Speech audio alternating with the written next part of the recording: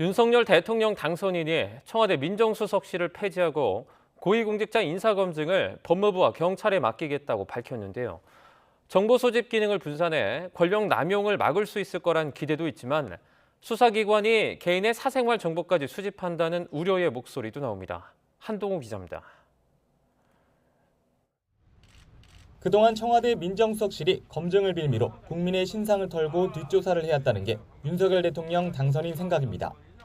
당선 직후부터 민정수석실을 없애고 인사검증 기능을 법무부와 경찰로 넘겨 권력 남용을 막겠다고 강조했습니다. 이 같은 불필요하고 권한 남용의 여지가 많은 사정 기능까지 대통령실이 한다는 것은 윤석열 당선인의 사전에 없습니다. 구체적인 방안이 공개되진 않았지만 윤 당선인 측이 주목한 건 미국 FBI 방식입니다. FBI가 방대한 질문서와 대면 조사를 통해 고위공직자 인사검증을 주도하는 겁니다. 이에 따라 검찰과 경찰이 범죄 전력과 세평 등 정보 종류에 따라 역할을 나눠 각자 정보를 수집한 뒤 별도의 컨트롤타워 조직이 취합하는 방안이 떠오릅니다. 법조계 반응은 엇갈립니다.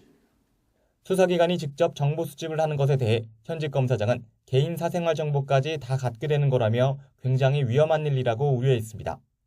시민사회에서도 민간인 사찰과 크게 다르지 않다며 수사기관이 권력자의 안녕만을 위한 정보를 좇게 될 수 있다고 비판했습니다. 국민의 안녕을 위한 정보가 아니라 대통령이나 권력자의 안녕만을 위한 정보만 쫓아다니는 거거든요, 속성상. 과거를 회귀하면 안 된다는 거죠.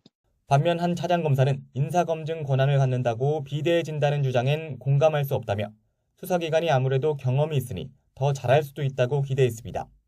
정보 파트에 근무하는 현직 경찰관도 사생활 수집 정보는 지금도 바로 폐기해 악용 우려는 기우라고 강조했습니다. 민정수석실이 사실은 최근 5년간 인사 대참사도 많았고 제대로 하지 못했거든요. 그 책임을 지고 이번에 인사검증 주체를 바꿔보는 것은 매우 바람직하고요.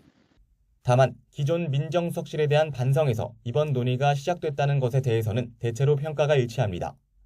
한마디로 부실 검증에 대한 책임이 있다는 건데 정보 수집 기관의 분산이 정보 오염을 줄일 거라는 기대도 나왔습니다.